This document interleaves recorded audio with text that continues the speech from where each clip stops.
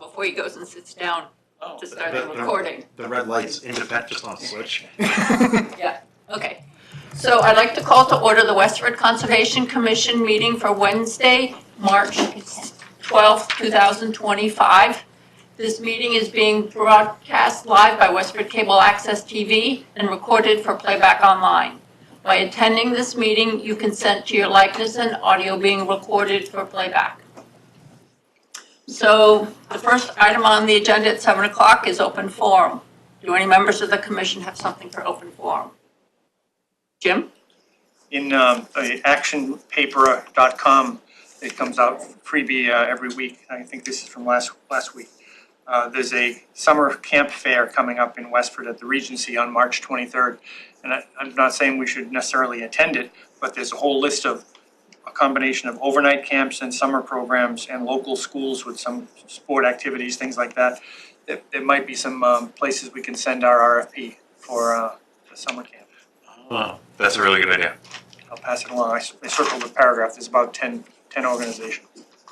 Thank you. Matt, do you have anything for open forum? Yes.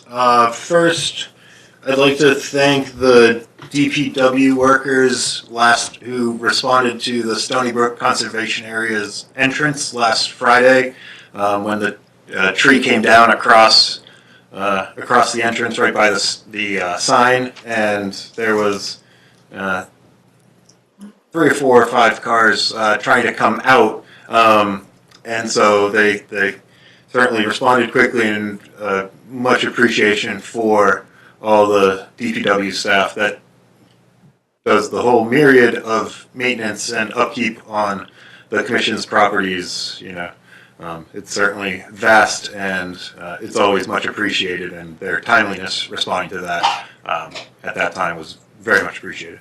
And secondly, annual town meeting is Saturday, March 22nd at 9 a.m. at Westford Academy. That's it. Well, and let's see, the town clerk has posted an all boards meeting starting at 9 in case we need to meet and discuss. Yes, during the meeting, an all boards meeting or all boards and committees will be posted. If the commission wants to meet in advance at 8:30 to discuss any of the warrant articles, again, it is on tonight's agenda as well, so we can certainly do whatever the commission's. Well, if we deal with it during tonight's meeting, then you won't need to meet Right, at you know, 8:30. in previous years, you know, we've had. What we would do at annual town meeting beforehand. And certainly, this looks to be a much lighter agenda than previous years where we weren't looking to discuss it at the end. You know. Our CPA Mhm. cases on the, Yeah, we'll just to know we have an investment. Do any members of the audience have something for open forum? No. Okay, so moving on to our next 7 p.m. agenda item, it's the WPS 5th grade adventure camps 2024 follow-up.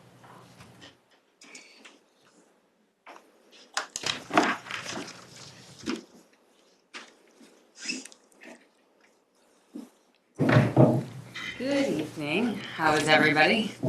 Good. Nice to see you all again. My name is Jamie Holmes. I live on Moore Road in Westford, and I run the Westford Public Schools 5th grade adventure days for the last couple of years. We had a great time again in 2024 and are looking forward to coming again in 2025 with the 5th graders.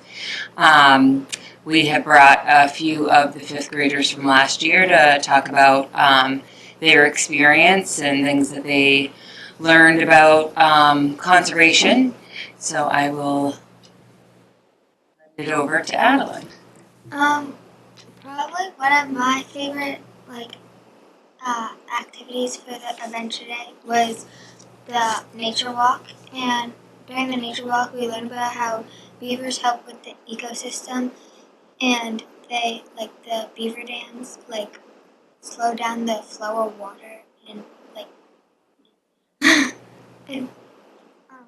and also another one of mine was probably the stock markets. what? to stop rockets. Excellent. Liam, do you want to come up?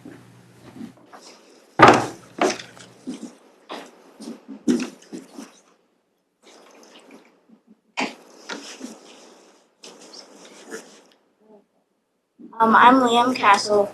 I'm in 6th grade. I'm in Stony Brook, and last year I was in 5th grade at Abbott. At Adventure Days, on the conservation walk, we saw lots of cool trees and plants, and also the protected pink lady slippers. Our group counted about 70 of them. We also saw some animals like bullfrogs and snakes.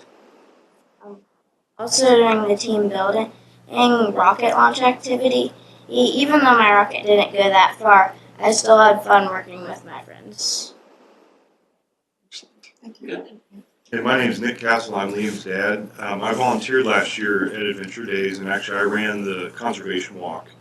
And first off, Stony Brook's a beautiful park, and it's great to be out there. But what I really enjoyed about it was having all sorts of different kids who, some of which maybe didn't have an opportunity to be in the woods very often. I know with our family, we go on hikes all the time. We're out in the woods in our backyard and, seeing all the animals and everything. But some kids don't have that experience. So I thought it was really cool and interacting with the kids and answering their questions and what is this leaf, what is this pine cone, what kind of tree is that, what kind of bird is that. So overall, it was a really, really great experience for me as well. I'm glad I could do it. So Well, thank you for volunteering. yeah, it was a pleasure. I did it both days, and when our third grader back there is in 5th grade, I hope to do it again. So so thank you all. Good job, buddy. Excellent. Good job.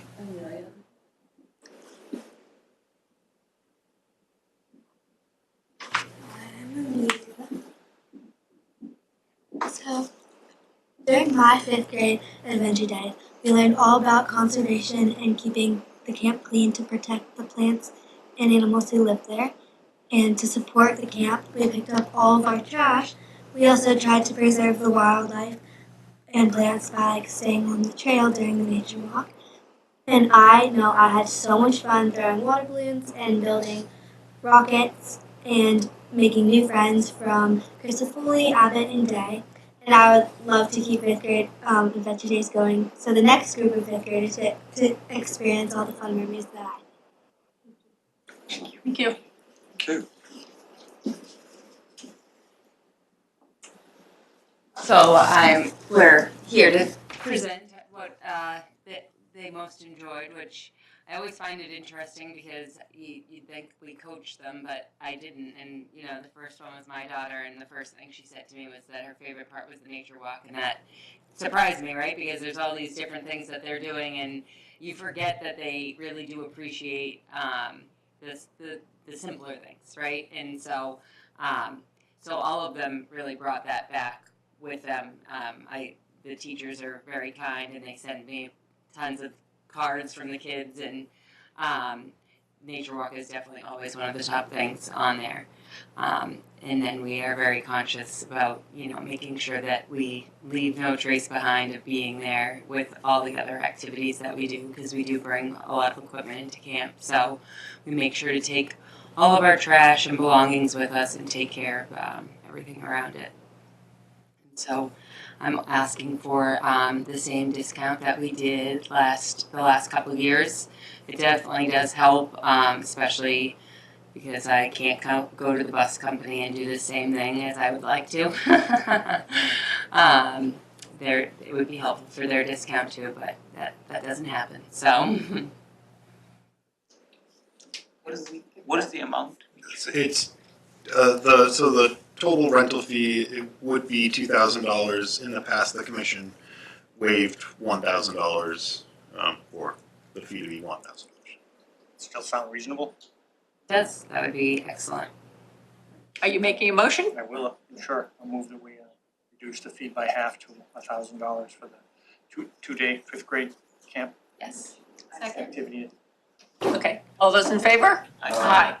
Awesome. Thank you so much. Hope we have good weather. Yes, same. And we had to use the rain date this year, but it worked out beautifully. All good. Thank you. Thank you. Okay, moving on for 7:05 p.m. agenda item, It's a certificate of compliance request for Hoagland, 30 Magnolia Drive.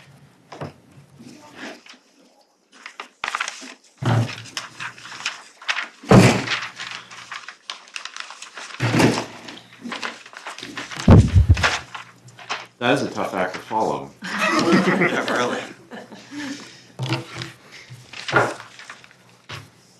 Good evening. For the record, you are? My name is Michael Hoagland. And I'm Michelle Hoagland. Okay. I appreciate the opportunity to meet with you tonight. Thought we would start just by reviewing the deltas between the approved proposal and the as-built that Land Tech shared.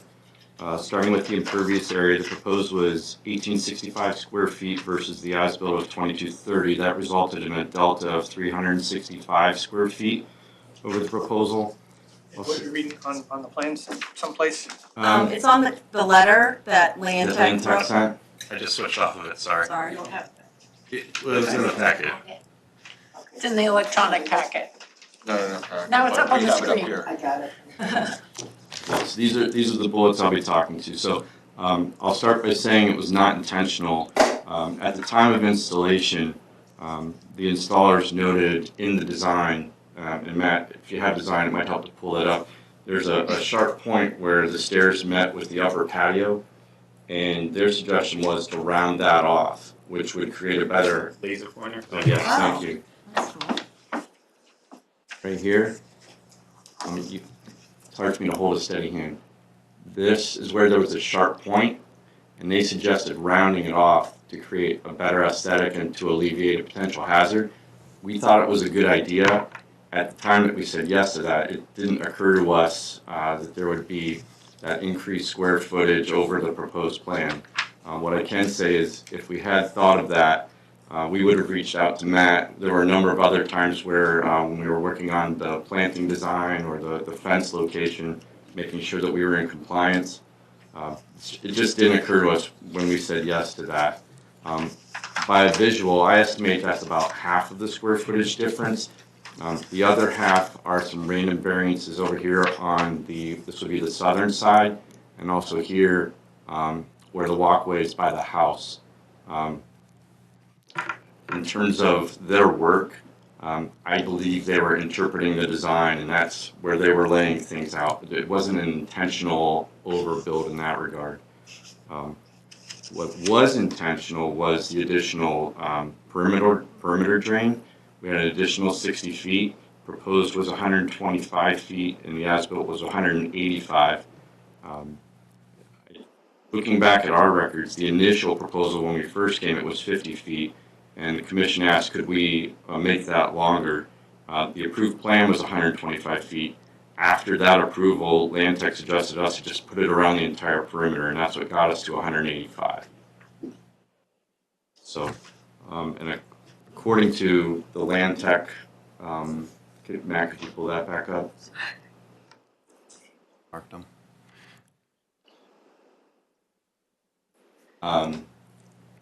That's where he indicated that that perimeter drain sufficiently contains and infiltrates the runoff from a 100-year storm relative to the as-built impervious area. So that was a primary point that I wanted to share. Addressing the next three bullets, proximity to the fence, patio, and pool from the wetland. There were particular flags that were pointed out. I can't say that any of our contractors were working to a level of precision that landed squarely on the proposal. Our primary concern was that they were compliantly beyond the 30-foot and 50-foot wetland buffers. So, there were three places relative to fence, patio, and pool where the as-built was off by 1.5 to 2.5 feet. However, all were compliantly beyond the respective wetland buffers. The last one to point out was around the flower beds. We had a significant increase in flower beds instead of lawn compared to the proposed plan. Those are largely along, this is a fence here, our driveway's there. On either side of that fence line is where we have additional plantings, and then down this fence line we have additional plantings. And Matt, you already shared the positive feedback on that. Yes, that was a plan change or plan modification that came before the commission Because I think it was a weirdly worded special condition, but it had the applicants, the property owners wanted to get confirmation that what they were proposing was sufficient prior to installing them, where I think the special condition specified that after they were installed, I had to say that it was good. So they came before the commission, and I think, I recall, I don't remember the number, but it was certainly over 100 plantings were. Yeah, the plantings, if I can interrupt you, the plantings that are closest to the wetlands, those flower beds are 100% native.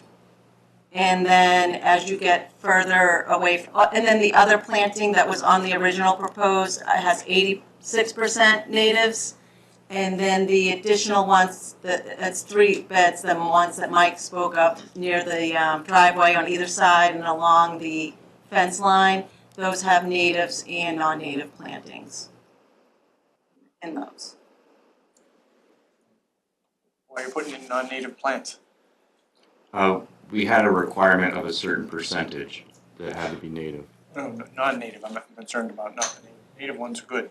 Well, I understand that. I'm just saying we were attempting to be compliant with the requirements. What requirement have we imposed? So I think it was, again, they came to the commission seeking permission to install well in excess of what was, again, I think there were 2 flower beds originally proposed. As the project developed, they wanted to install, again, additionals, both within and outside of the wetland buffer. And the commission's, I recall the commission's intent was the flower beds closest to the wetland resources would be, again, 100%, 86%. But in addition to the number of plantings and the area of plantings was significantly increased from what was originally proposed. Again, so with the 100-foot buffer being this dash line. Things outside of it are out of our jurisdiction. Right, and that, and I think that was kind of the, kind of the balance of. It's out of our jurisdiction, it's out of our jurisdiction. Right, and so again, the planting plan did come before the commission and was approved by the commission. With a certain number of Yeah, I mean, native plants?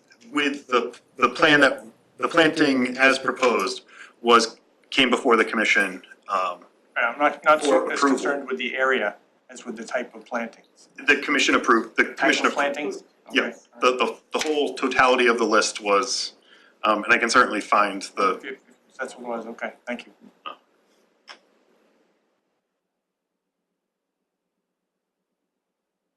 Questions? Okay. Questions from members of the commission? Biggest thing I can see is the increase in impervious surface and, closer proximity in that location to the resource area. A 20% increase in Yeah. impervious surface is significant. Any other questions? I did have a question. The area outside the fence, between the fence and the wetlands, is that naturalized or is that maintained? It was, I think it was disturbed, I think is the term. No, but today, is it maintained Is it lawn? currently being maintained as lawn, Yeah. or are you leaving it lawn. alone? It's- Lawn. Yeah. Okay.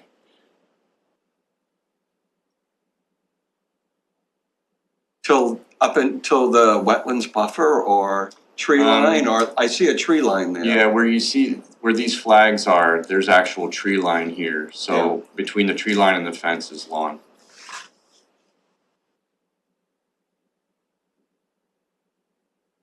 And that's as it was before the project. So maybe to make up for that 20%, we mitigate some renaturalization of the lawn area? Some additional buffer there that's currently being maintained. Yes, so still leaving Seems enough, reasonable. leaving enough space between the fence and the edge of the tree line that they can deal with invasives and stuff like that. So not to the fence itself, but maybe more of a buffer to provide additional protection to the wetlands. So like a 4 foot, kind of maintain a 4 foot, a lawnmower's width, so that in the event you need to replace something, you need to get out there, be on the outside of, say, the fence. But kind of that distance in, kind of the area in here, be allowed to renaturalize with just kind of stop mowing it. Okay, so Okay, well, it what doesn't- is the requirement not to mow? Yeah, I mean, that would be, just allow it to, the native vegetation to kind of just creep Just back. yeah, And again, renaturalizing and that. like I said, maintain, a 4 foot arm's length, from the fence so that you guys can, in the event of maintenance or something, you're not having to, do significant vegetation removal, but kind of go about it that way. Some of the native vegetation is bittersweet. Well, and again, and that's kind of, Well, that's, if you no, need to that's maintain. invasive, it's not Right, native. yeah, some of the, well, it's native to me, but it's invasive to the property. I mean, it's, since I moved there, it's like, it Yeah, drives me it's, crazy. it was everywhere. Yeah. Yeah. Yeah. But actually, yeah, if they wanted to remove the bittersweet is, You're not gonna complain. no, well, just in terms of within the 30 foot, if a homeowner wants to go in and just remove the bittersweet without using Yeah, herbicides. Yeah, manually. Manually, you can, yes. But typically, we'd still want somebody to come in and talk to us about it before they did it, Yeah, because we want to know where they were gonna put it too. well, that's true too. Yeah. Yeah, how you dispose So it doesn't create a of it, problem somewhere else. true. But yeah, so yeah, if you see invasives like that and you wanna deal with them, conversation with us and with Matt in terms of, how you deal with it, where it gets disposed of, that would be good. Are there any comments or questions from members of the audience? So, Is he gonna be amenable, the applicant gonna be amenable with the additional buffer in lieu of, having us allowing the impervious surface to be increased? okay. So, can I have a motion to issue the certificate of compliance for DEP file number 334-1787 with the understanding? Yeah, conditioned on that. I was gonna say, how do we document the condition? Where does that show up? Put it in writing? On what? On a piece, just on a piece of paper No, and it's we, attached to the. I can certainly issue a quote unquote friendly enforcement order, just kind of documenting, and then it's documented. to get filed with the, You're right, it would be filed to, right, okay, good. or it'd be in the project file as part of, So it's at in the the time project of file, but certificate. it's not at the registry of deeds. No, it wouldn't be, But it would be in the project file here. right, and then it gets included with, Then it disappears when a property changes hands, doesn't it? It should still be in the file, No Yeah. one comes. it just won't be in the registry of deeds. That's what I mean, no, the new buyer will not find it, won't see it, and then this will just, but at that point, if they're removing vegetation, Yeah. it's subject to enforcement, Mhm. it's still subject to enforcement. I mean, it's currently, it would be an enforcement order in accordance with the issued order of conditions. If, say, the next property owner decides to remove cut vegetation within, that's what I'm thinking. Okay. then it would still be subject to enforcement just as, without benefit of, without being in accordance with. Somebody would have to refine the requirement in the I file. mean, but I'd also have to versus- notice it. That's the. Right, how would the new owner know that they're not supposed to cut beyond the fence? Are there any markings, did we put, conservation markings? I don't recall. I Didn't see don't it. think so. Okay, Just a fence. just the fence, okay. And we said, 5 feet on the side of the fence for maintenance purposes, that makes sense. But beyond that, there's nothing that would let the potential new owner know that they're not supposed to, they'd see, oh, my property line goes back there, boom, cut it all. So maybe some posts. I mean, but then but that would still be, that's no different than, say, the property owner here at, the abutting property, cutting all the way back to their property, that it's still subject to the Wetlands Protection Act. And I mean, Once it's naturalized, it'll look like a naturalized area, so if they wanna mow it, they have to come before us. As any other property owner would, who's adjacent to wetlands. Okay, so, let me start over again. So with the, agreement that a mower's width strip will be, a strip the width of a mower will be mowed on the outside of the fence, and the remaining area in that part of the buffer zone will be allowed to renaturalize. Right. Can I have a motion to issue the certificate of compliance for DEP file number 334-1787? Second. All those in favor? Aye. Okay, so Matt will be in touch with the paperwork. Thank you very Thank much. you. Thank you. Thank you. I'll have to print out the paperwork. Okay, so moving on to our 7:10 PM agenda item, it's a public hearing for Hayes, 85R Acton Road. Yeah, I'm not practicing. Has requested a continuance. You have to read the I gotta read. notice, right?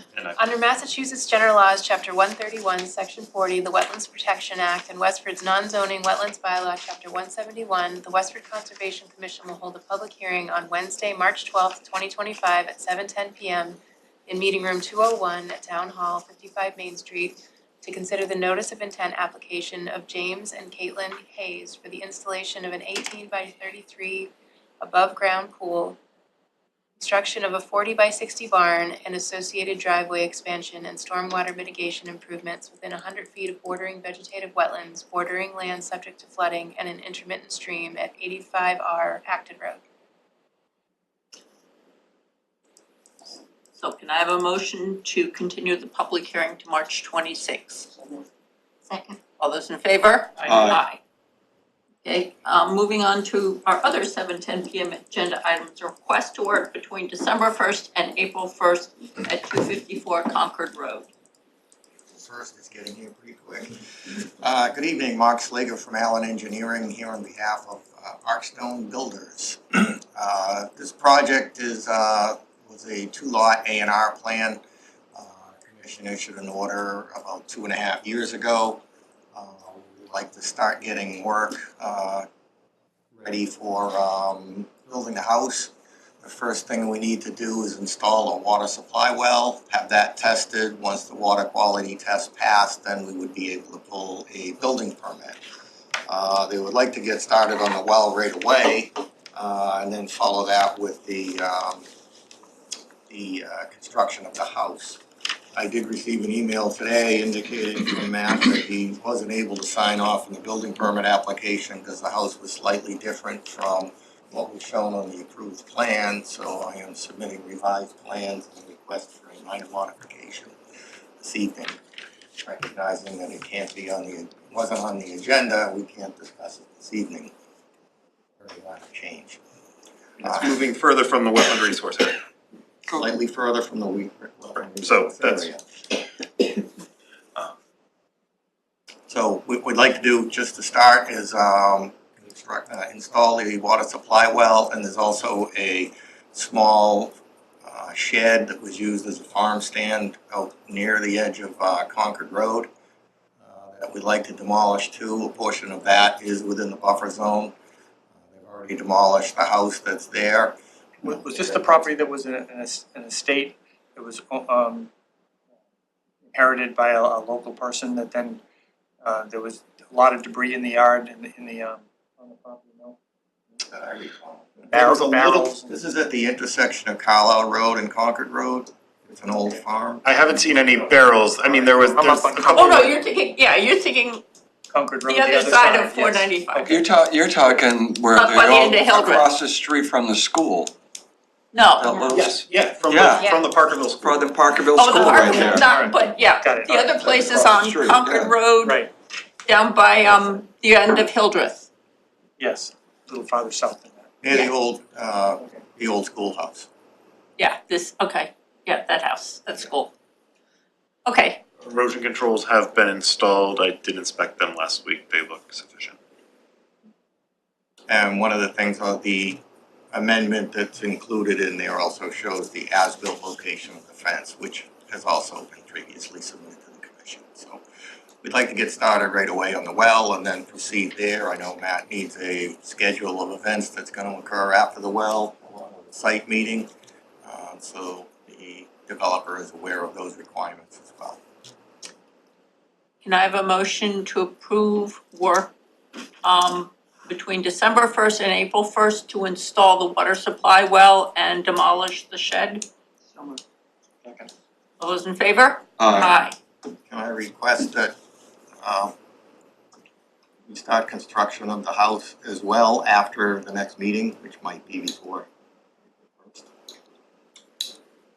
subject to approval of the commission of the Could you- amended Could you plan. come back at that next Well- meeting? So my intent, I very much appreciate having the plans showing the red line of what was approved, and certainly it is minor enough that, my intention, pending receipt of plan, was to approve it on behalf of the commission. Again, work is moving further away from the resource area, and that's usually kind of my baseline for what comes before the commission and what doesn't come before the commission. So having received the plans later this afternoon, and having hard copies for the project file, well, my intention is to sign the building permit, again, or approve the minor change on behalf of the commission, and I'll sign the building permit. So I wouldn't be opposed if the commission allowed construction to start on the dwelling prior to April 1st. I think the site, all the snow's melted, there's no. The snow's gone, yeah, still fences in there. So if Matt reviews the plan, changes and approves them under the criteria that he uses for the administrative approval, does the commission agree to allow the work on house construction to start prior to April 1st? Yeah, I have no problem with that. So I have a motion to that effect. Can I have a second? Second. All those in favor? Aye. Okay, Okay. great, thank you very much. Thanks, Matt. And moving on to our 7:15 PM agenda item, it's discussion of potential screened porch locations for Billington, 87 Hilbert Street. Hello. Hey. So we are looking to do an addition. Your name for the record. Sorry, my name is Ryan Billington, 87 Hilder Street. We're looking to do an addition this spring. My mother-in-law will be moving in with us. And as part of it, we'd like to put on a screen deck. There are two options that we kind of have. For us, the option one, or the superlative option, would be coming off the back side, approximately 16 feet out from the house, about 20 feet wide. It would be helical piers, so to interrupt the ground as little as possible, and just be, straight up new, whatever you want to call it, new construction porch off the back. It does come in close to the wetlands, which are right there. The other plan, option two, which is still good but not as optimal, is expanding the current deck. So currently it's about 12 feet wide by the length of the house, which is 25 feet. We make it about 20 feet by 25, and then we just have a small screen porch there, then still have like a sitting area outdoors. So those are the two options. We wanted to kind of take your temperature on that. Our addition is going to be coming out here in case anybody was interested on this side. It's not going to interfere with the 55-foot setback that we talked about the other day, Matt. We're the closest we get. I mean, our architect wrote in AutoCAD. We have the plans as of yesterday, and it really doesn't. It comes like 60, 65 feet away from. So now you're talking about a future filing? Yes. There was a future filing anyway, Okay. but this is, we just want to make. Okay, so Yep. We want to see what you guys will allow us to do, so we can actually have the architect put that work into on the it. plan. Exactly. Yeah. Okay, Jim?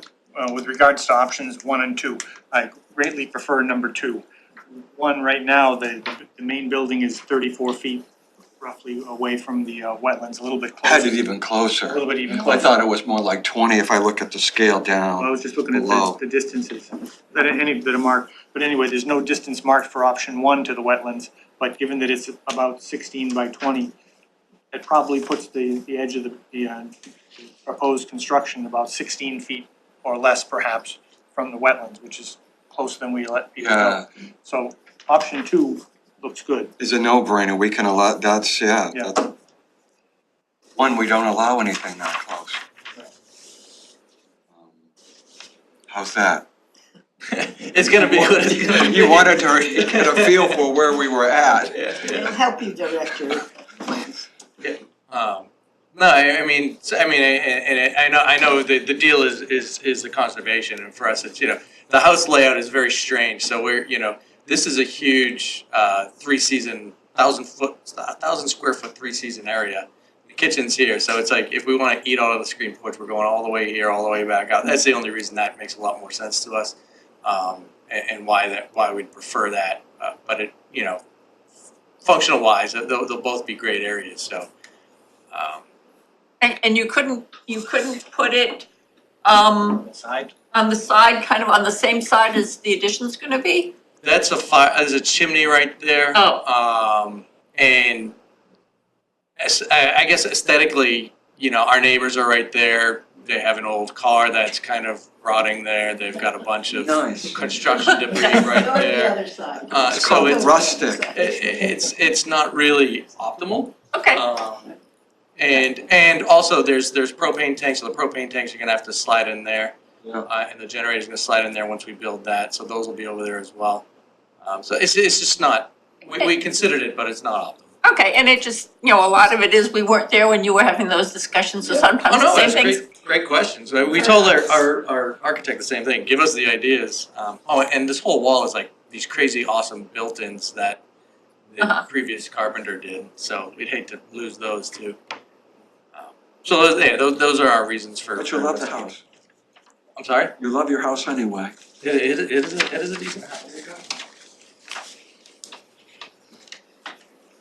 Okay. Any other questions for us?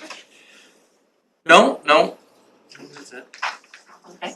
So option 2 would be approved for Yeah, us, that would be a Yes. no-brainer, easy. and option 1's a no. Just for clarity. Yes, Correct. yes. And some of that is because what we basically do is when we have the setbacks that we have, it's they apply to everybody. Yep. Because when we let one person come through, Yeah. get closer, then that becomes the new standard and we don't wanna go there. No, I It's cumulative adverse impact. Yes, And yeah, being as close as it is here, that's closer than what we have allowed anywhere. Yeah, this was constructed prior, the original house was constructed prior to the Wetlands Protection Act. I think it was late Yeah. 60s. 70, actually it was like 78 or something. Yeah, 7. And then the multiple additions came on in the 80s and early 90s prior to both the act and also and then the setbacks for the commission. So it's certainly a unique site that, again, I wanted to have the commission weigh in on before, expending engineering, dollars on engineering plans and architectural. I hate to see anybody spend money, So, that way. So, No, I appreciate the time, thank you. no, appreciate you asking. Yeah, we'll do that. Thank you. And yes, we'll be obviously filing a whatever we call it. yeah, so we will now see another plan, a more complete plan come forward. Correct. Okay. Good luck. Great, thank you. Have a great night. Sure. Okay, moving on to our.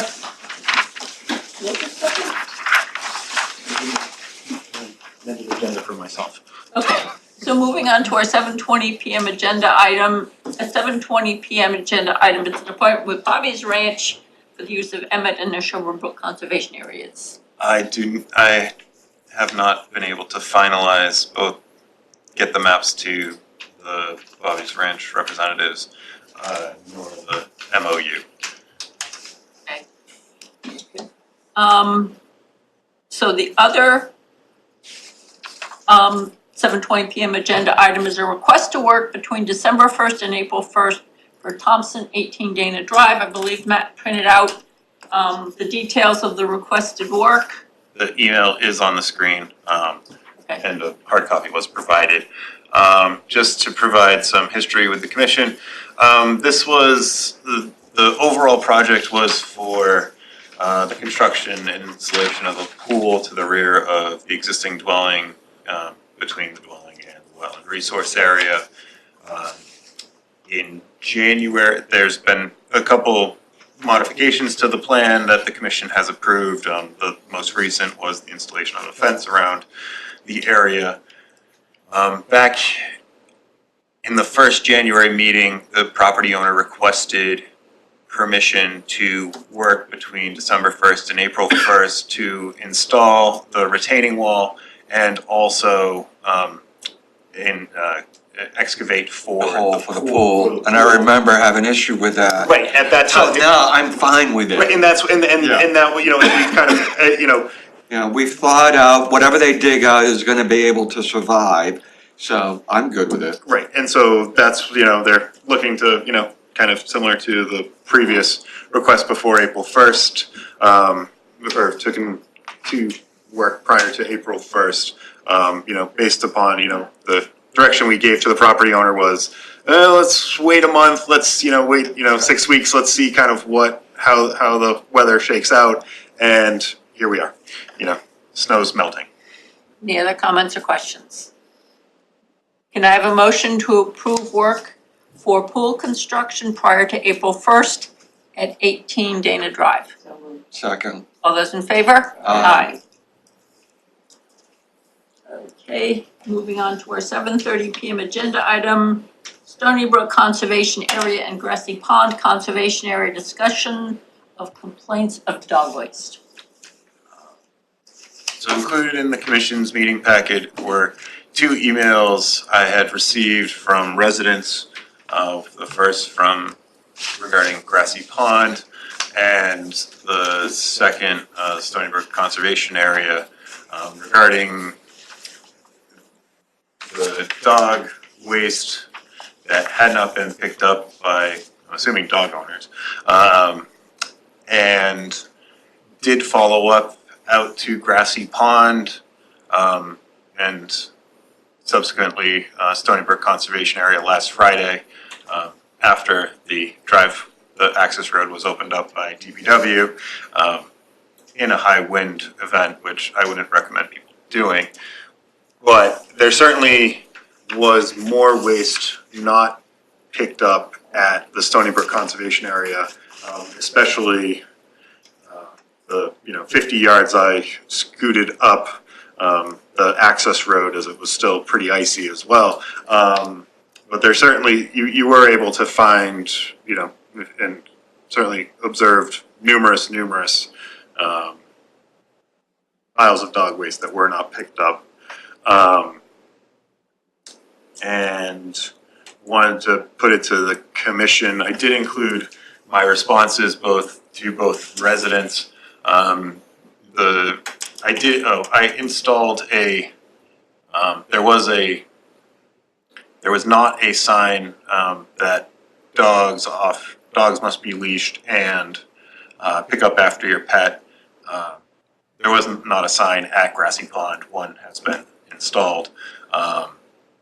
The resident who reached out about the Stony Brook Conservation Area had a couple of ideas for potential kind of solutions in my email. I think I understand where they're coming from, but I kind of, the additional signage, there is sufficient signage up there.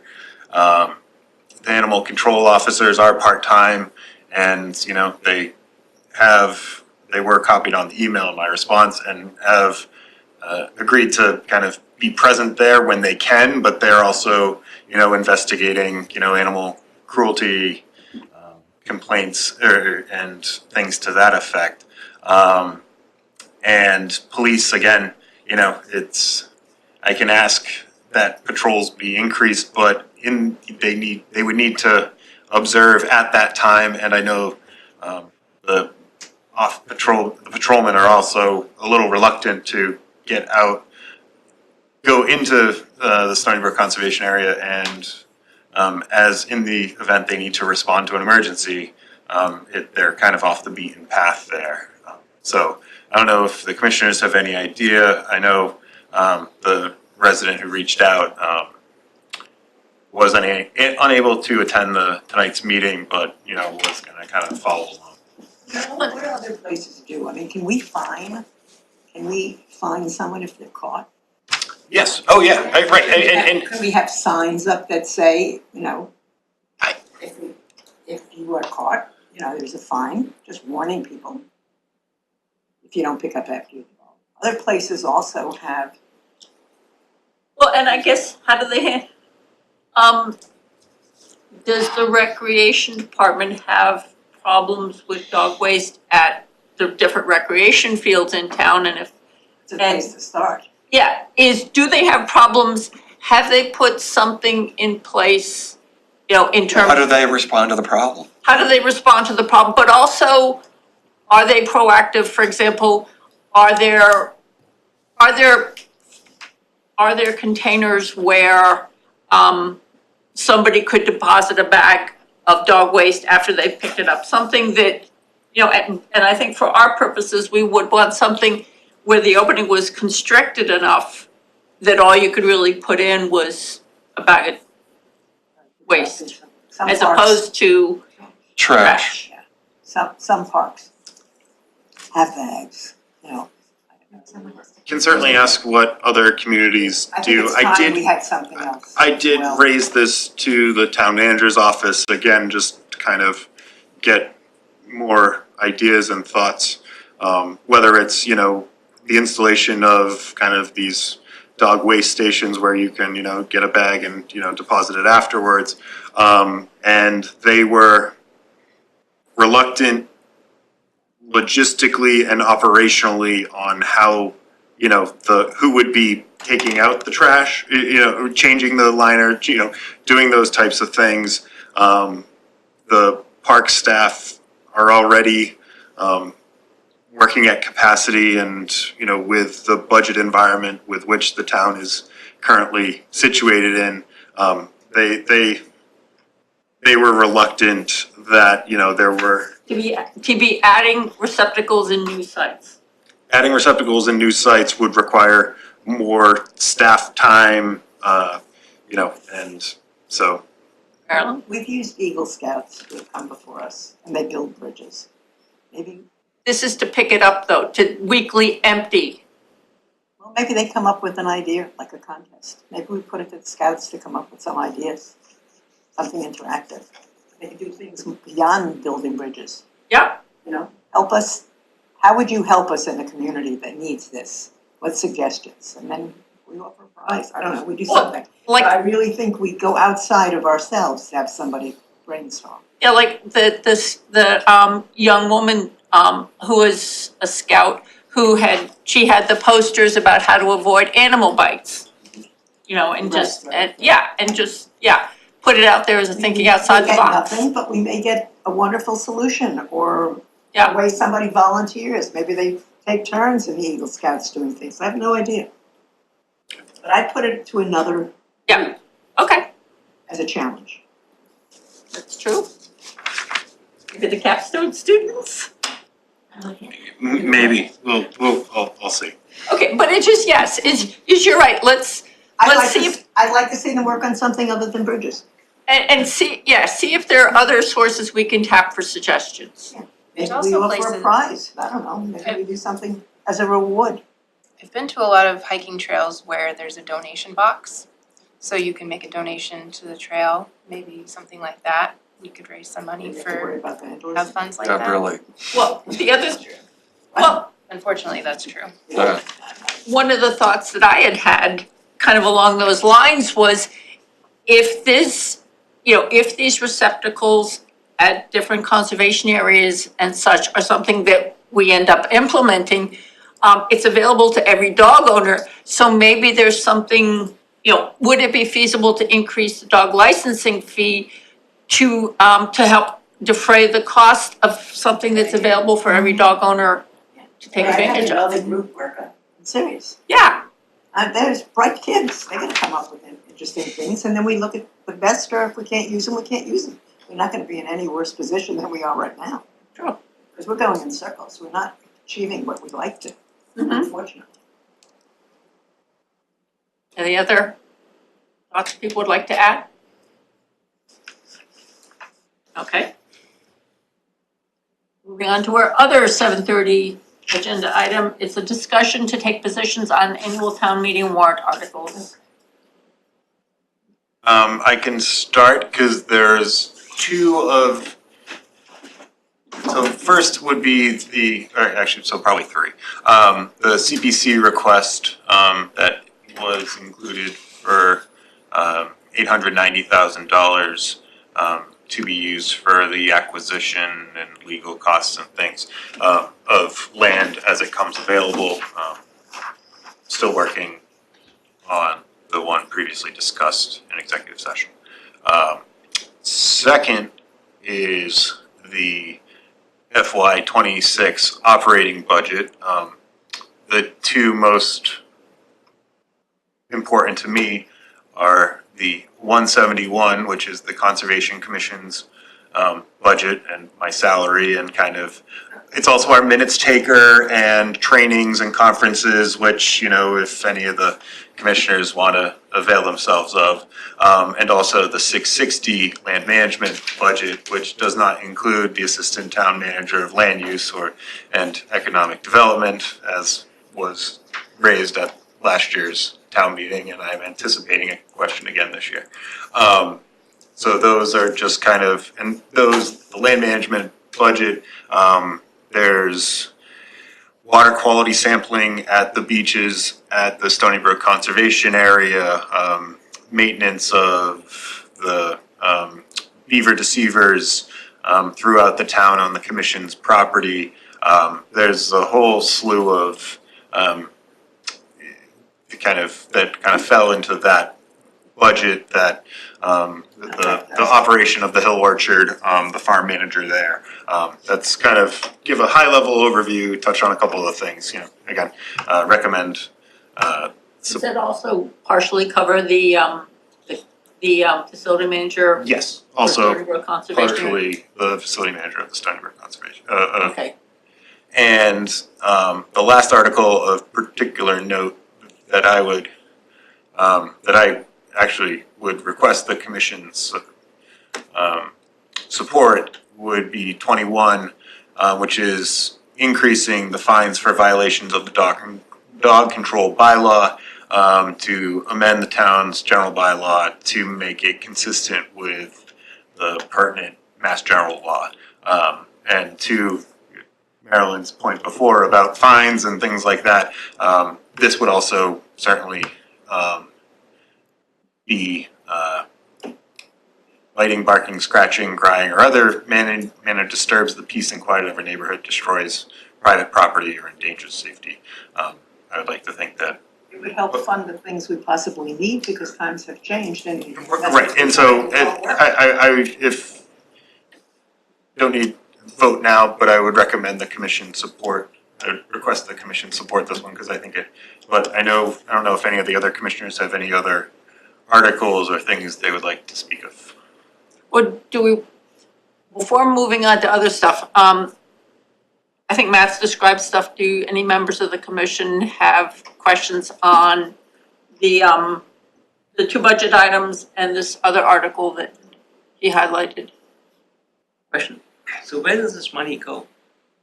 Fines, I think these fines go into the general fund. Right. I would have to double check that. So it's more for deterrent than. Yes. Okay. Are commissioners interested in taking positions on the two budget items? The two budget items, I don't, if there was, Article 21 would be the primary. So that's where you'd like to see a formal support. So can I have a motion for the? This one with the dog control bylaw? Yes. I just wish there'd be some kind of enforcement at some level. if we quintuple the fines, if the town meeting decides to do that. If no fines are ever issued, what difference does it make? I don't know of anybody that's been fined this year. I think in 2 years, the police only issued one fine for rule violations at the. So, I mean, so this is townwide, so I don't know what fines the animal control officer. Otherwise, but I'm thinking about our properties, the one, and we have plenty of dog issues there.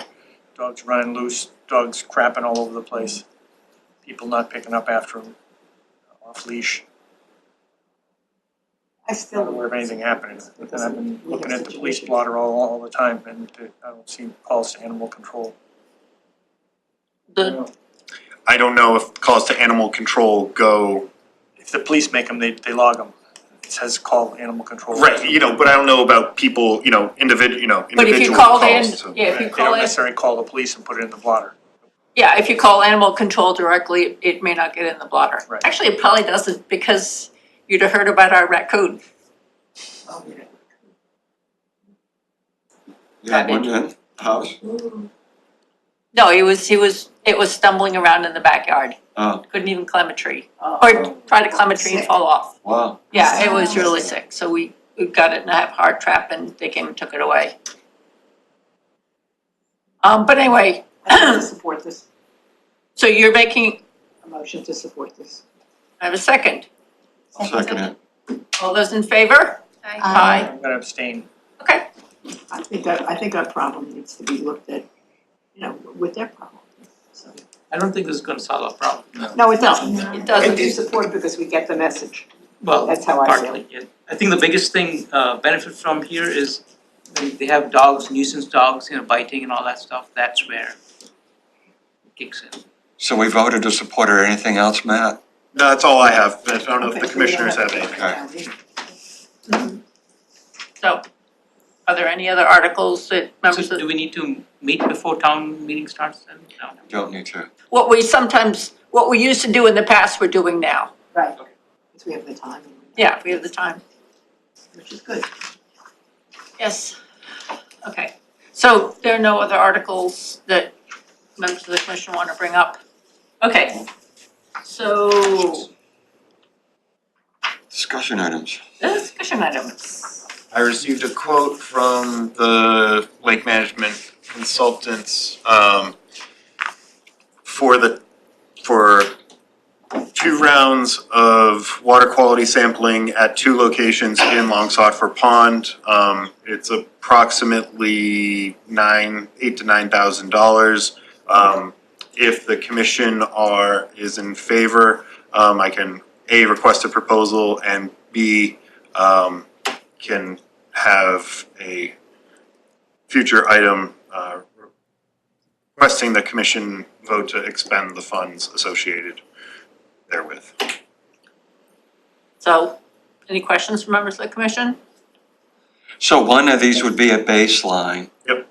Done Before before. and, So 2 locations, baseline before, 2 locations after, and then whatever suite they're gonna yeah, and show so it us was, on and the so list. everything, there was surprisingly, I think both to the consultant and myself, that the full suite of parameters was only like $50 more than. select parameters. Yeah, the 5 or 6 So that just we. do the whole So I was suite. like, yeah, let's just do everything and. Yeah, no, that makes sense. And we But- haven't done that, so this gives us a good baseline. Yeah, that's fine. Okay, so, Not cheap though. It's No, it's not, but that's the way, that's just the way it is. Lab Stuff isn't services. cheap. Yeah, but, not to check, it is just a little. so what you'd be looking for is a motion to issue an RFP? No, I can go directly through our consultant, but it would just, if you want the commission to have, I mean, I wanted the commission to have an idea for what it cost prior to, having our consultant put time into, drafting a proposal. Yeah. It's approximately $9,000, 8 to 9 was kind of their, rough estimate, so if that's kind of okay, I can get a proposal and I can, at a future meeting, we can have a item to expend funds from one of the reserved accounts. Jim? It is a lot of money, but I'm thinking we might also be able to apply the results to at least 3 lakes in town. I know it's not organized, it's not a professional display, but Nab Lake traditionally has lots of fireworks launched around the 4th of July. I don't know what day they do it on. But if we do baseline testing here and then post-event testing and find some kind of a significant negative impact, we could imply that the same types of fireworks launched on Nab Lake or maybe, I don't know what they do at Forge Pond, but if there's other places in town where there's fireworks launched by a large number of neighbors, we might be able to apply the same results to 3 or more places. Yeah, I think that's. And I mean, in this particular instance, we were talking several hundred shells. Yeah, I mean, and that's a professional, Yeah, this is a professional shell. A professional. It's good. NAB isn't a professional one, but it's pretty, I think you're right. If we see something That would be here, the word. based on what we see, I think you could say that other similar impacts must be occurring. Right, that's what I mean. I think we could probably extend the $9,000 over 3 or 4 ponds or lakes. I've heard Grassy has a really spectacular. No? Where would the money come from? There's various reserves. So one of the accounts, there's a couple, again, it's reserve receipts. So when an applicant files a notice of intent, there's the State Wetlands Protection Act bylaw fee, or the filing fee associated with that. The town gets over half plus $12.50. That goes into an account. The wetland bylaw fee of $25, that goes into a separate account. And then there's a third pot of money that has been best described to me as the interest accrued on all other accounts that kind of just turned in, I don't want to call it a slush fund, but it's kind of just like interest of other accounts that's kind of, they hold it Accumulates for, over time. Right, and and that, so for the $15,000 for the open space and rec plan update, I'm familiar with kind of the 3 pots of money that I can, tap into. So yeah, but there's sufficient funds for this. Okay. So can I have a motion for Matt to proceed on this with the proposal as he described? So moved. Second. All's in favor? Aye. Aye. Okay. I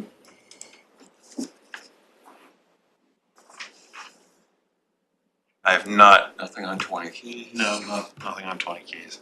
Go to the agenda, sorry. I do not have an update for either of the 2 items associated with the Stony Brook Conservation Area. Although I did receive,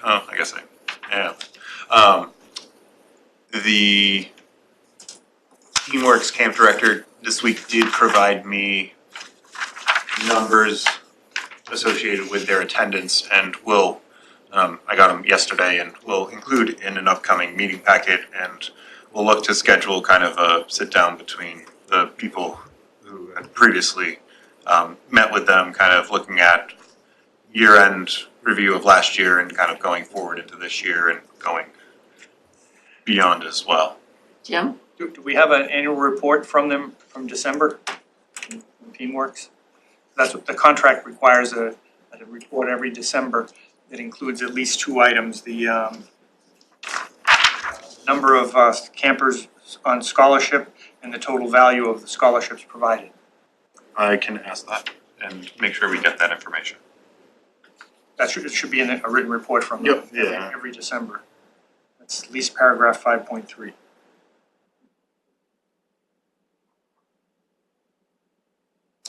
And then we're responsible for filling the propane tanks prior to the start of camp this year. So Yep. that's coming up in the next month or so. Yeah, that comes out of the 660 budget. And the camp starts June 23rd, so we got to do it before then.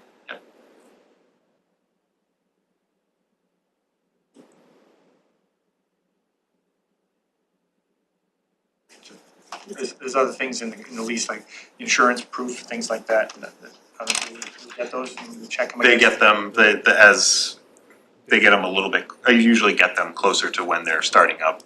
It's included. They usually meet with us and the health department kind of concurrently to do kind of walk through over, yes, for me to say, yes, the tanks have been, the propane tanks have been filled, here's kind of where things are at, the buildings have been. The pre-season stuff as opposed to post-season. Right. They're supposed to fill them at the end of the camp. Right, and they haven't been actually using them, they use the kitchen, they use the refrigerator, but they're not really cooking anything. So we've actually had the gas just turned off to the kitchen during their camp season because it's. Is that the only use of gas is cooking in the camp? Yes, I think the water heater is electric. It had to be replaced.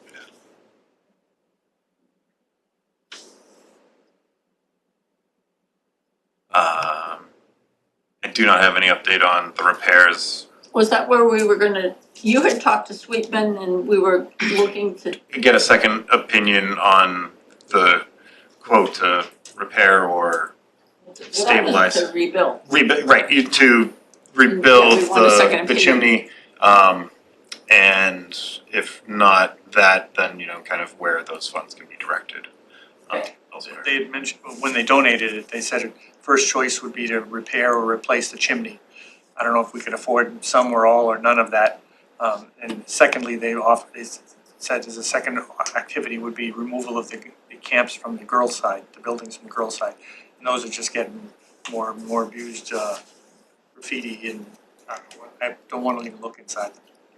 I check them probably once a month. I go up there and try to relock things that are unlocked, and yeah. What would the, thing be in terms of what it would cost us to remove that? I don't know about that. I know I have. Is there anybody who wants any old wood? Well, I think as it is town property, it would need to go through the surplus disbursement. The commission, probably 2 years ago, we kind of started to go down this path. And the commission did vote to declare it surplus. And then I think the logistics of, I think there were people who were interested in them, and then we started looking into How do you actually get them out of there? Exactly, and so I've had some conversations with. It's probably too hard. Yeah. Yeah, you'd have to take them out in dumpsters almost. Yeah. And getting the dumpsters in there would be a nightmare. And so in terms of, I have had some conversations with Mike Edwards, the assistant town manager of strategic operations, about, because he's been handling surplus disbursement with other, especially actually associated with the library, as they're getting ready to move off-site. And my biggest concerns would be making sure there's some bond or some funding in place in the event somebody said, oh, I want this, I want a cabin, and started to take it down, and then disappears, and then we're left with half a cabin, which is, worse than a whole cabin. And that, so we could call a bond or something and there are provisions to, kind of protect ourselves and protect kind of You're just looking for financial security. Yeah. So, we can certainly. Well, yeah, and I'll get the second. We need to find out what we can do. Well, yeah, and, or somebody that does assessment that says these are your options. Well, or just even is you take you take fixtures, et cetera, whatever, out of the building and then maybe just demolish it and let it rot in place. So that you basically collapse the structure. We ought to have an idea about what something costs. Yeah, but just. So that somewhere maybe. What the options are. Yeah. But now we don't know anything. Mm-hmm. So at least we should make an inquiry. Well, we know that it's not feasible to transport those buildings out and along public roads. As a whole. To another location. We went down that road. Okay. But we need a second opinion on remediation for that fireplace chimney. do not have anything for the Edwards Woods Conservation Area, the restoration of the disturbed area. Now that the snow's melted, I'll try to get out in the next week to kind of just see the condition. I was out there today and the dirt bike's back now. Oh, great. And the There's a what? dirt bike track in between that and the house. Oh, you mean there's a trail? I'll stop out Just tomorrow like or this. Friday. Just like the snow- No breadcrumbs required, yeah. Yeah. Right to the house. Nice. Take Just like- pictures. I took a picture of, I was along the trail and I noticed a dirt bike I didn't take pictures of that, I did not. But I took pictures of the dirt bike trail that I saw on the actual trail. Send that to you, Matt. Yeah, and I'll stop out. Document as well. Including in the commission's meeting packet was emails received from a resident of the Forge Village. A property owner. Property owner, right, property owner of the Forge Village property owner, and seeking to donate. That was for that. Seeking to donate and improve the park, replace fencing, some of that is adjacent to, between the property, between Freedom Park and the adjacent properties, the lumber fence at the entrance that separates the parking area and the lawn, and the sign at the entrance. They've provided a quote that was included. Margaret also responded. I've included her email as well. What was just for a fence? It didn't include the survey, right? Yes, it was just the. So we have to know where the fence goes. But did you look at the details of the fence No, I just read the, in the quote? Yeah. That it's so through the parking area, along 9 Pond Street and along 11 Pond Street to the pond edge, a 6-foot tall vinyl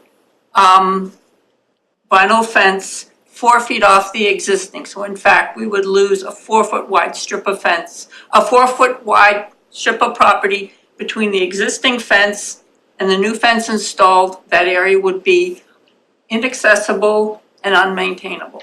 I wouldn't build it based on that. I would build it based on where the property line is. But that's what the I know person that- has said they so would pay for. That's why I said it did not include the survey. Well- It's just building off the old fence. Right. But that's not what's being offered. What do you mean? The fence is, only the fence is, right? Well, the fence and the location that they want to put it is Yes. being offered. Right, and I don't think we can just put it based on, somebody says, oh, 4 feet from that fence is where we'll put it. Is where we'd like to have it if you accept our fence. So we can't accept it with that condition. So one of the other, the first part of it is where we now have that low wooden, what's basically just a barrier to keep vehicles out of the park. They want to replace that with a 4-foot high black aluminum fence with a privacy gate. That was wrought iron, same thing. Oh, well, I'm looking, yes, she says wrought iron. This talks about approximately 52 feet of 48-inch high aluminum ornamental Okay, yeah. Jareth, something or other, black fence.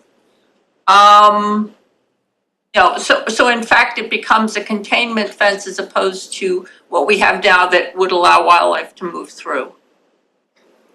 I don't know if we necessarily would want that either. Well, we had also, the original proposal was to put a picket fence across there, and we had said no to that. So, It's a contained area, that's gonna end up like more of a dog park. Right. yes. Situation. And then I also got into reading some of the terms and conditions that are pre-printed. And for example, the property owner or the customer has to ensure that it's a clear area, 18 inches on either side of the fence line. My concern with all the trees along the existing fence is that where they're starting to, if they do, where they have to dig to install the posts, if they're going to damage the root systems of those mature trees, it would be the town's responsibility to take up any of the asphalt that has to be removed in the parking area so the fence could be installed. We would have to provide an active water source and a live electrical power outlet for the work to happen. So anyway, I looked at it, it's like. So it looks like we can't accept this offer at this time. Yeah. Okay, then let's That's move the way on. it's written. Yep. Well, and my question, Matt, I think it would help us move forward if we actually got the boundaries of our property located and marked so that we would know, yes, because one of the things is at the backside of 9 Pond Street, there is a significant length of the previously existing chain link fence that's been removed, and there's stockade fence that has been stood up a couple feet offset into our property. That would be one area where I think we had talked about replacing the missing chain link fence. If the property owner of 9 Pond Street wants to have that stockade fence on their side to give them privacy, that's certainly something they could do. I don't know that that's something the commission would want to undertake. So what you want to do is just to do a survey to make sure we know where the property boundaries are. Right.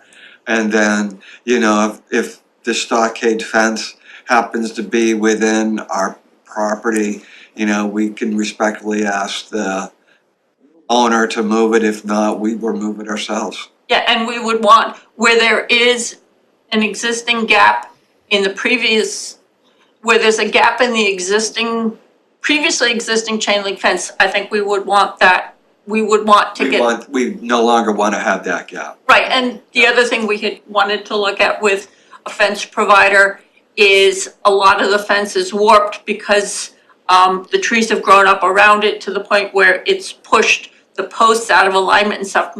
One of the things we were gonna do is talk to a fencing contractor that says, is there something we can do?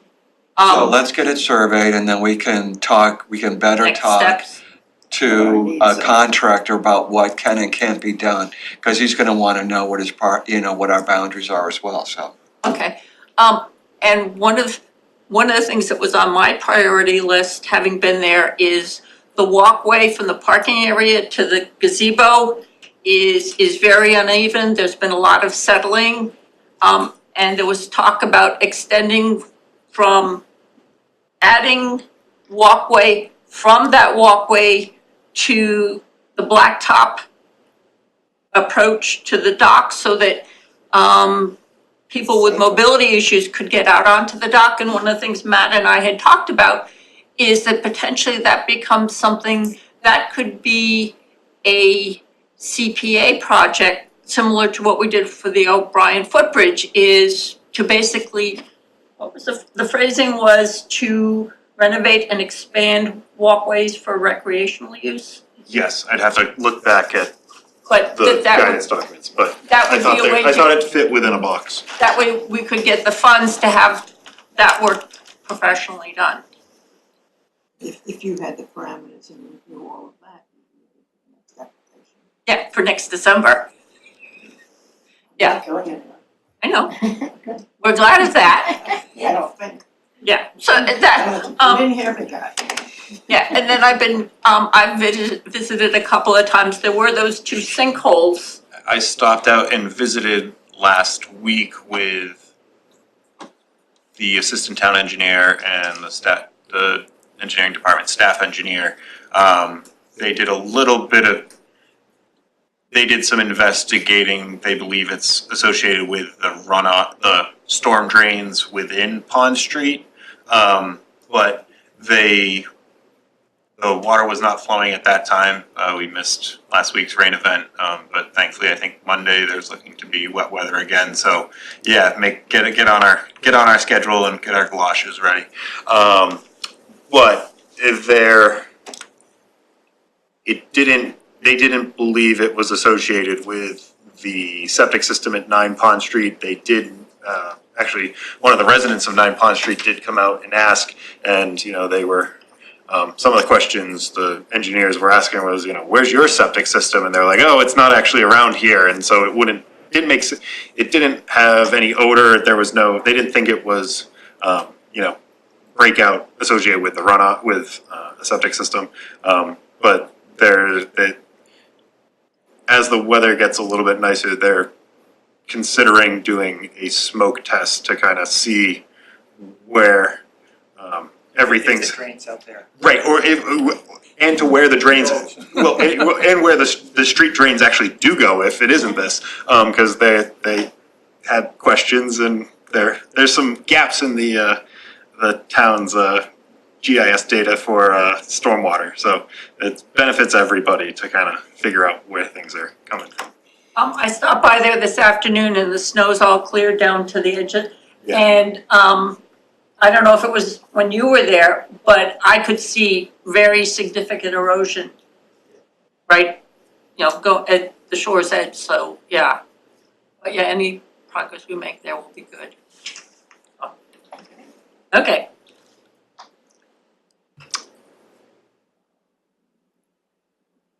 Next is the Summer Village Conservation Restriction Amendment update.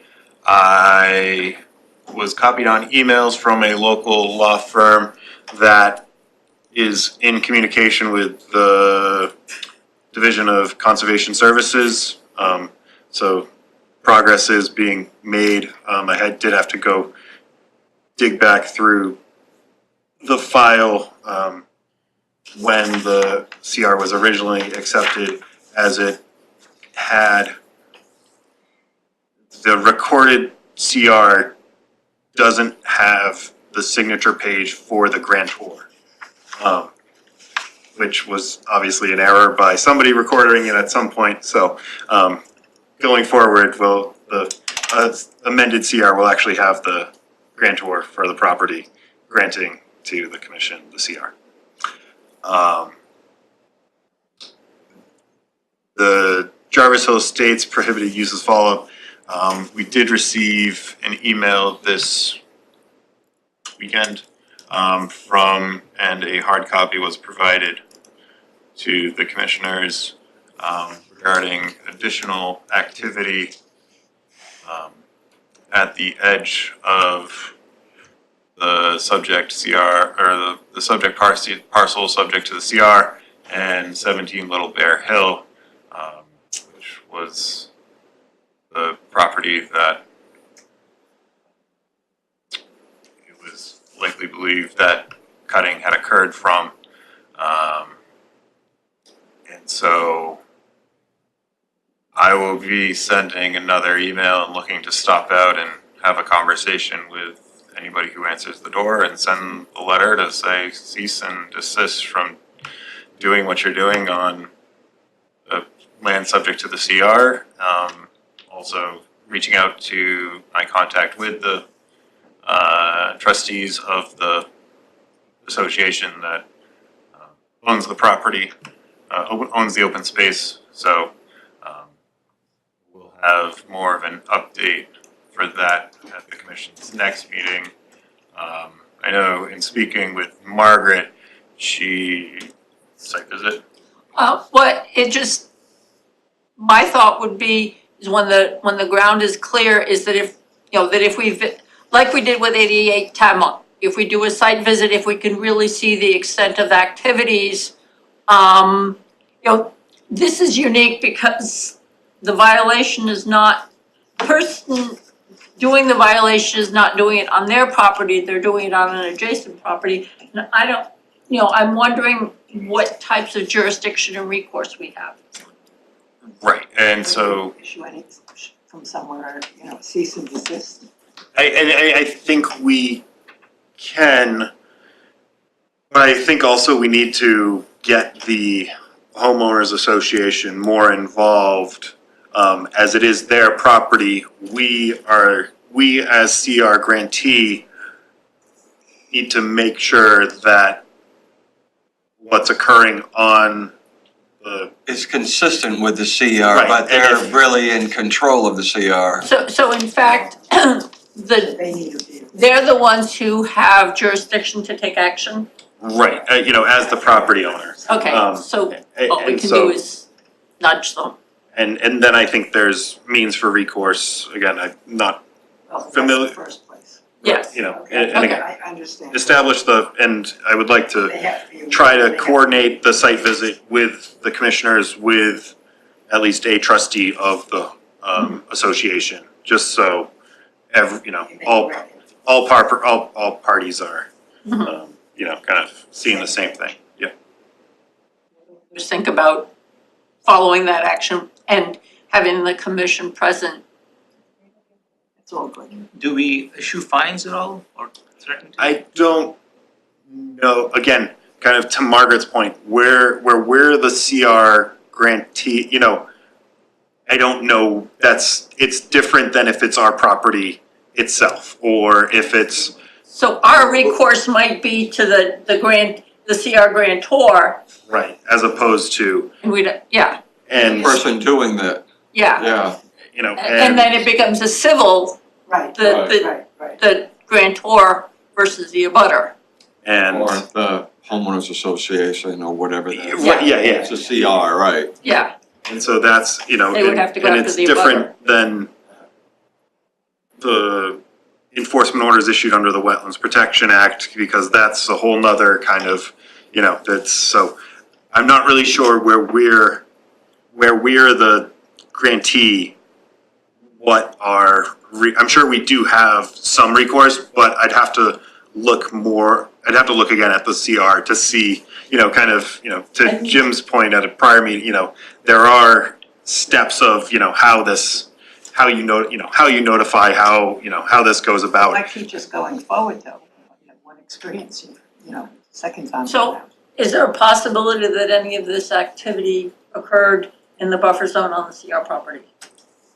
I would have to look and see. I don't know if there's buffer zone on the on the abutting property at 17 Little Bear Hill. I'd have to look. Yeah, approach more familiar to us. Right, again, and so that's, I'd have to try and make sure Give you a little more time, Matt. I have to get my ducks in a row for that There one you go. again. If I'm Yeah. Just throwing out enforcement orders, I need Hold on. facts. Yeah, but that would be one way to have a little bit more, if that was the case, that would give us a little bit more leverage. Okay, so moving on to, we're ready to move on to the minutes? Yes. Have people had a chance to review? Any comments or corrections? Can I have a motion to approve the minutes for February 26, 2025? All those in favor? Aye. No site visits to recorder's schedule. Well, to schedule one, maybe to Jarvis Hill Estates, I'll check out the trail network to make sure that it's not all iced and getting out there safe. Cool. Yeah. And connecting with somebody from the homeowners association. Right. Yeah, okay, so we can pre-schedule. Okay. So in that case, I think we're ready to move on to the executive session. So I need, so I'm looking for a motion to enter an executive session to consider the purchase or value of real property as an open session may have a detrimental effect on the town's negotiating position, and reconvene in open session solely for the purpose of adjourning the meeting. Okay, all those in favor, Eric, Yes. Marilyn, Noel, Yes. Jim, Yes. Noel, Yes. and Yes. Margaret, yes.